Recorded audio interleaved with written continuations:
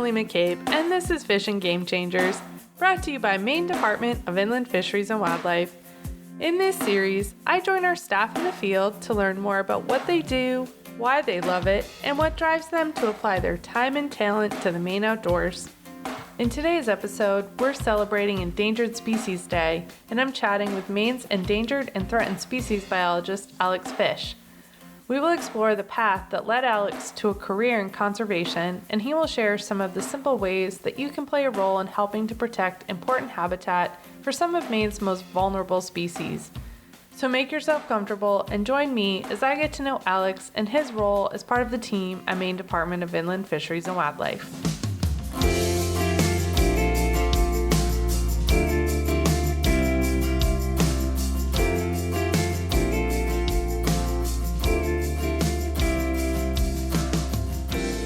Wildlife has always been central to Maine's identity and culture.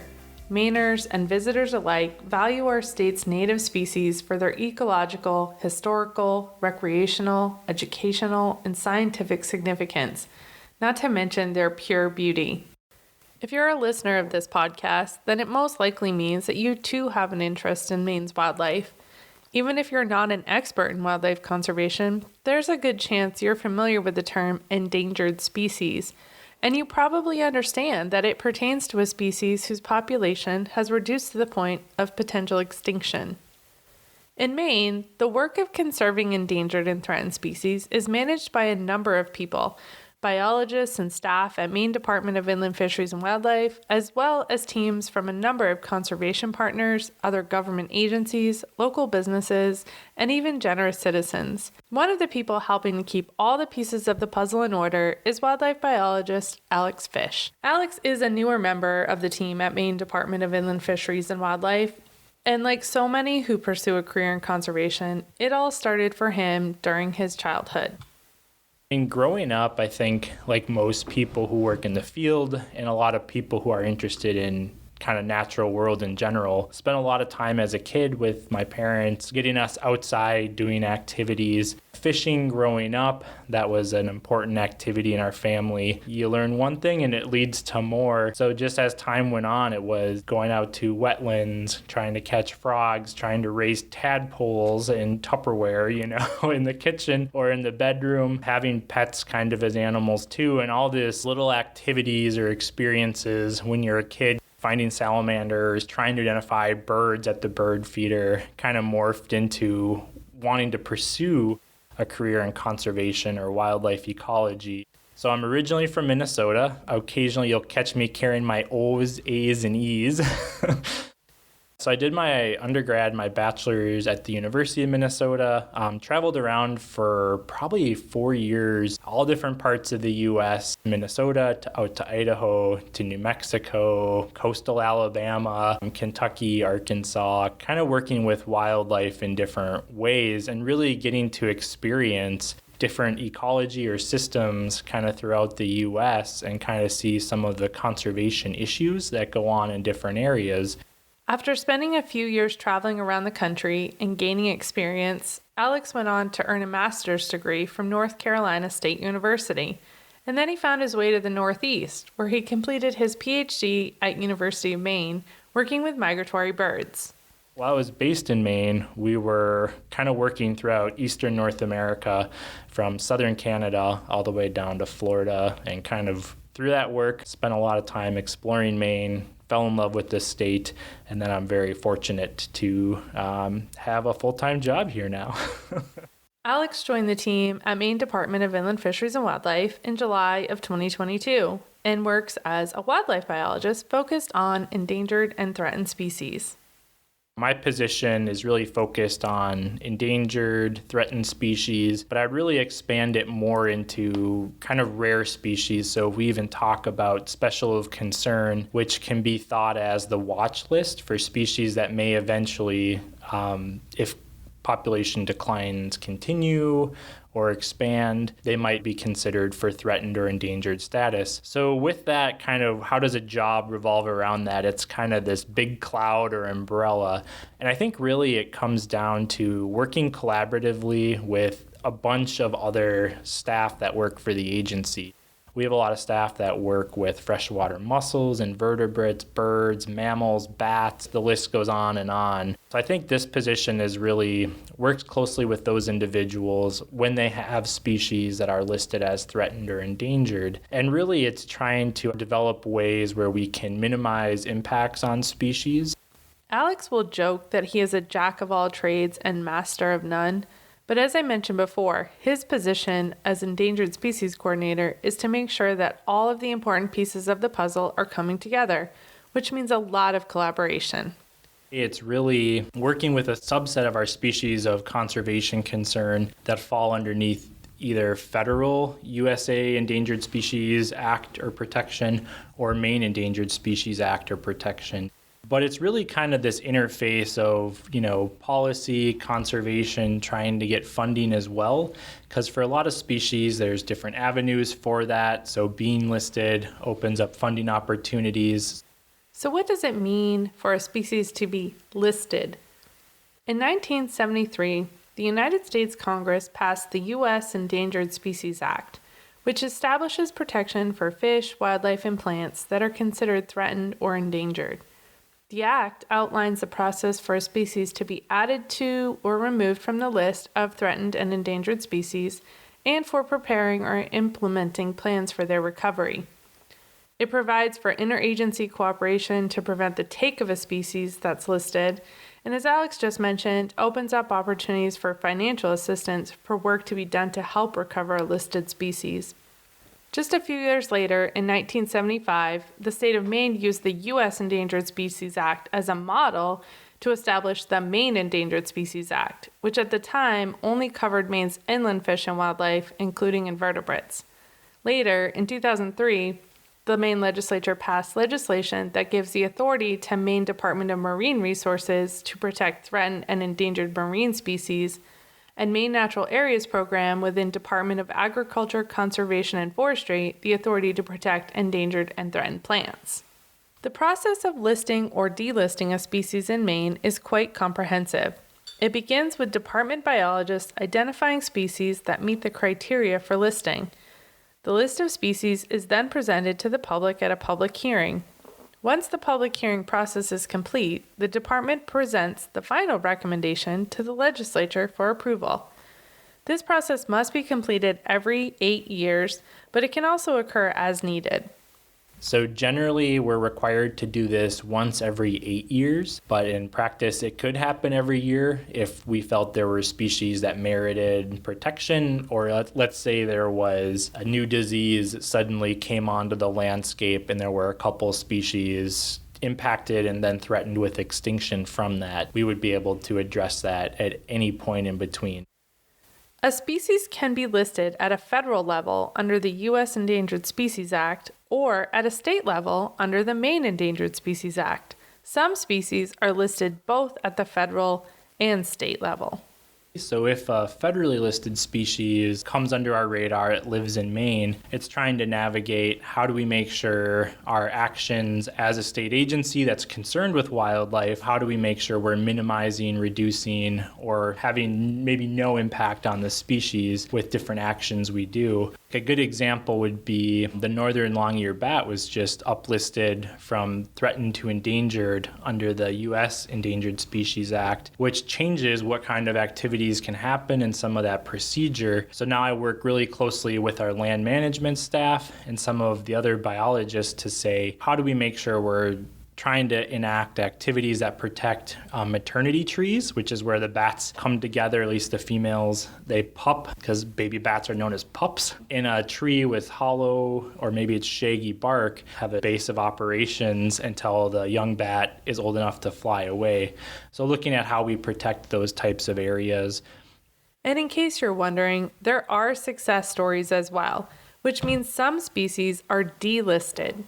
Perhaps the most dramatic species restoration is Maine's bald eagle population, which fully recovered in 2009 after 31 years on our state's endangered or threatened list. In 1976, only 31 nesting pairs could be found statewide, but thanks to an incredible statewide effort involving multiple agencies, organizations, and landowners, that number now exceeds 630. A good example and something that people are pretty familiar with is the bald eagle. So initially, of course, bald eagles had huge population decline, largely related to DDT that led to reproductive failures. So Maine really had a proactive standpoint on protecting nesting bald eagles, banning DDT, which eventually led to population growth and recovery. So once there was a kind of an evaluation that the species had reached a sustainable level again, listing was not warranted, so eventually the species was delisted. And that's a really great conservation success story, and you can see bald eagles everywhere now, which is a great thing. There are currently 26 inland fish and wildlife species listed as endangered, and 25 species listed as threatened under Maine's Endangered Species Act. Remember that marine species are listed separately by Department of Marine Resources, and plants are listed through Department of Agriculture, Conservation, and Forestry. So we're just talking about inland fish and wildlife species here. Inland Fisheries and Wildlife also maintains a list of species of special concern. As Alex mentioned, these are species that are essentially on a watch list because their low or declining numbers, specialized habitat needs, or other factors are making them vulnerable.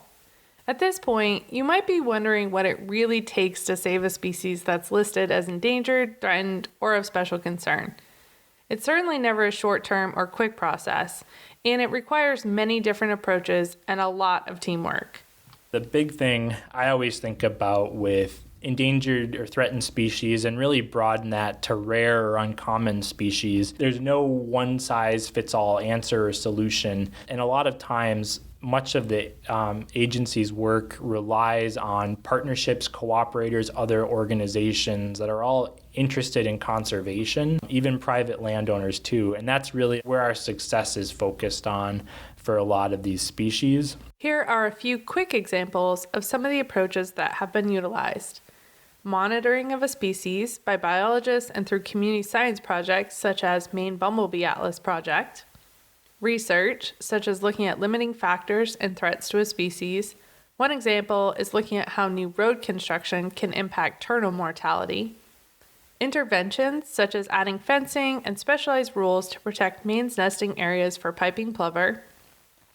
Another important approach is providing guidance to landowners who have endangered, threatened, or species of special concern living on their property.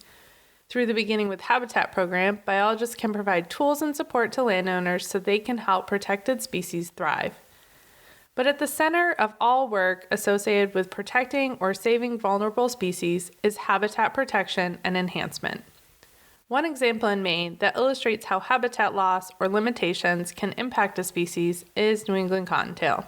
When we think about one of our endangered or threatened species in the state, the New England cottontail, they really only live in southern Maine, kind of in coastal areas. And one of the things we've noticed, there's a loss of habitat because these rabbits really need shrubby areas, young forest, whether that's because a storm came through, knocked over some trees. But as development's encroached, people want to have big trees around their house, which I don't fault them for in any way. I might be interested in that too.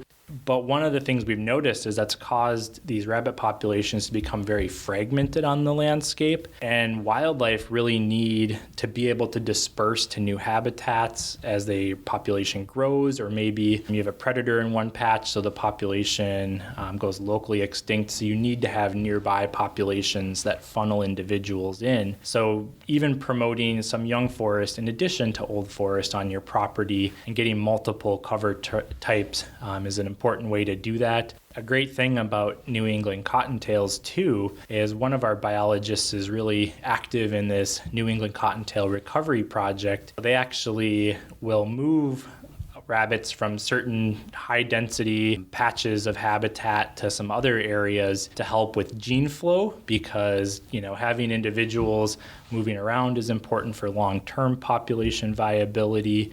In addition, they also work with a zoo that has a conservation program where they're actually breeding New England cottontails in the zoo itself, and then they're taking those individuals, making sure they pass a bunch of disease tests, things like that, so they're healthy to be released into the wild, and then they're moved out there as well. So we have this influx of new rabbits coming in, being moved around to make a more robust population. As Alex and I talked more about ways that we can all play a role in helping to protect wildlife in Maine, he shared a little of his perspective on how important it is that people stay connected to nature.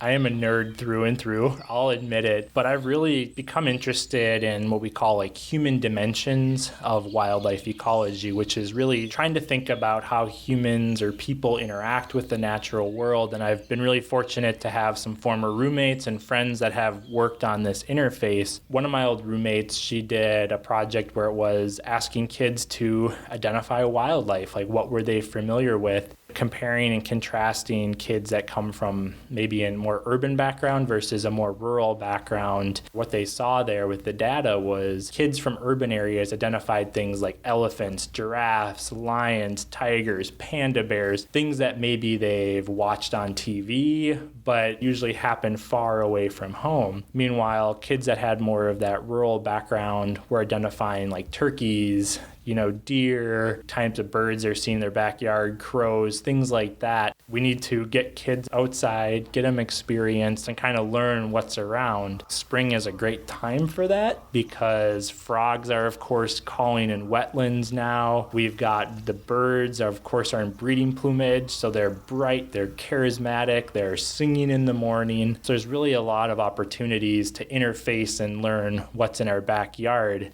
And even, sometimes we view wildlife as these majestic mountaintop backgrounds, but wildlife are everywhere around us in our backyards. People put out trail cameras and have foxes run through their backyard at night. So I think thinking about ways we can reinforce and recognize that these native wildlife that are all around, I think can help grow interest that, of course, if you follow it, maybe you'll run into some of these rare, more specialized animals that are much more challenging to see and observe. So maybe it's good to start on the common animals too. Being curious about the natural world around us and spending time outdoors is one way we can improve not only our own physical and mental health, but also the health and stability of our fish and wildlife populations. There are some very simple things that you can do in your own backyard to help improve habitat for wildlife. Small actions in our everyday lives. I think there's a huge amount of responsibility for landowners. It doesn't matter if you have a small quarter-acre lot or you have, the back 20 is sitting right behind your house. There's a lot of things we can do. So a lot of rare species or species we're concerned about rely on wetlands. And wetland protection is something that we can all be active in. It's providing that extra maybe 20, 30 feet or more of buffer of just wild space, grasses, plants that are going to filter any water running off the other landscape, like maybe off your yard. As it goes through that vegetation, it filters, pulls out sediments and nutrients. So you get clean water going into the stream, which of course, or wetland, which is great for wildlife. So I think those are really important activities as we look at how in our yards and our landscape, trying to plant and promote native vegetation. A lot of times, if you look back at the history, we started planting non-native flowers or shrubs or trees because we didn't want insects to, start consuming our yard trees and cause them to die. But one of the issues with that is all of these insects that are specially adapted for certain species of trees or flowers are disappearing from the landscape. So if we have native wildflowers planted in your yard, that's great for native bees, different types of butterflies. Butterflies tend to be, or moths, very host specific. So they might only feed on one or maybe a couple of different plant species. I think everyone thinks of the monarch butterfly as kind of the flagship species. So promoting those kind of native plants is really important for trees. It, of course, has a lot of native insects, which is great for birds too. So I think sometimes people are, especially birders, are concerned that birds aren't using their yard, but maybe it's because there's no food available for them as well. And there's all kinds of fruiting trees like crab apples are great food sources in the winter. Even if you're looking at like different cherry species or like high bush cranberry that are native, they have that bright red fruit throughout the winter, but then our native birds can eat that, which is also great. Also thinking about general cover.